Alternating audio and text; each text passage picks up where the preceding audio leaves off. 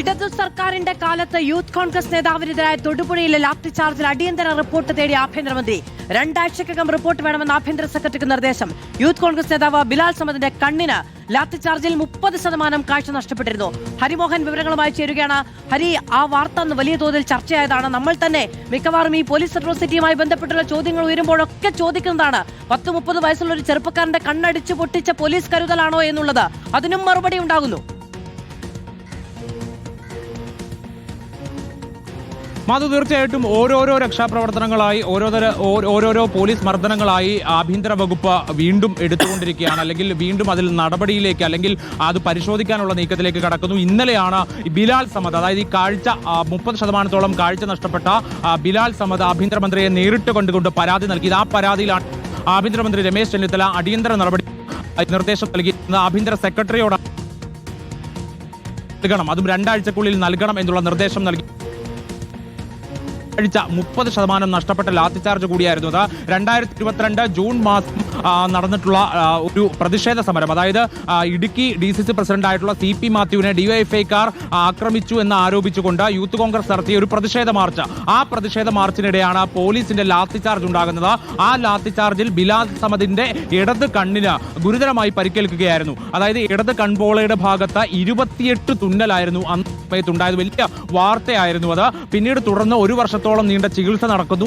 അതിനുശേഷം കുറച്ച് കാഴ്ച തിരികെ ലഭിക്കുന്നു. അപ്പോൾ പോലും 30% കാഴ്ച നഷ്ടപ്പെട്ടു എന്നുള്ളതായിരുന്നു യാഥാർത്ഥ്യം.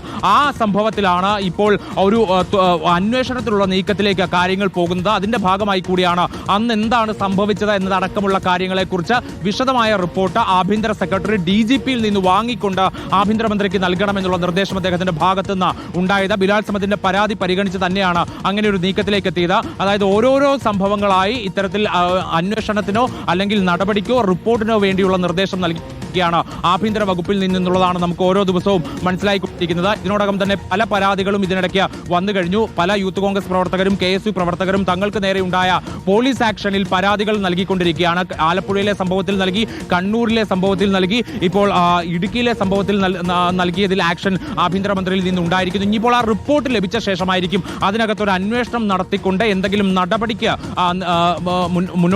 നടപടിയുമായി മുന്നോട്ട് പോകേണ്ടതുണ്ടോ എന്നുള്ള കാര്യം തീരുമാനിക്കുക. അതൊരു ലാത്തി ചാർജ് ആയതുകൊണ്ട് തന്നെ അതിൽ കൂടുതലായ ഒരു അന്വേഷണവും അക്കാലത്ത് നടന്നിരുന്നില്ല. ജില്ലാ പോലീസ് മേധാവിയുടെ ഒരു റിപ്പോർട്ടിനപ്പുറത്തേക്ക് മറ്റൊരു അന്വേഷണവും പോയിരുന്നുമില്ല. അതായത് സ്വാഭാവികമായിട്ടുണ്ടായ ഒരു ലാത്തിചാർജ്, കൃത്യനിർവഹണത്തിന്റെ ഭാഗമായി ഉണ്ടായ ലാത്തിചാർജ് മാത്രമായിരുന്നു. അന്ന് ഈ പ്രതിഷേധക്കാർ പ്രകോപനം വിവരങ്ങൾ നൽകിയത്. ഇടുക്കിയിൽ പോലീസ് ലാത്തിചാർജിൽ യൂത്ത് കോൺഗ്രസ് പ്രവർത്തകന്റെ കണ്ണിന് ഭാഗികമായി കാഴ്ച നഷ്ടപ്പെട്ട സംഭവത്തിൽ റിപ്പോർട്ട് തേടിയിരിക്കുകയാണ് ആഭ്യന്തരമന്ത്രി. 2 ആഴ്ചക്കകം റിപ്പോർട്ട് വേണമെന്നാണ് ആഭ്യന്തര സെക്രട്ടറിക്ക് നിർദ്ദേശം നൽകിയിരിക്കുന്നത്. യൂത്ത് കോൺഗ്രസ് നേതാവ് ബിലാൽ സമദിന്റെ കണ്ണിനാണ് ലാത്തിചാർജിൽ 30% കാഴ്ച നഷ്ടപ്പെട്ടത്. പോലീസ് കണ്ണു ലക്ഷ്യം വെച്ച് ലാത്തി കൊണ്ട് ആക്രമിച്ചു എന്നായിരുന്നു ബിലാൽ സമദ് അന്ന് ഉന്നയിച്ച ആരോപണം. അതടക്കമുള്ള കാര്യങ്ങൾ പരിശോധിച്ചുള്ള റിപ്പോർട്ടാണ് ഉണ്ടാവുകയെങ്കിൽ അതിലും നടപടി ഉണ്ടാകുമോ എന്നുള്ളതാണ് ഏറ്റവും ഉദ്വേഗജനകമായ ചോദ്യം.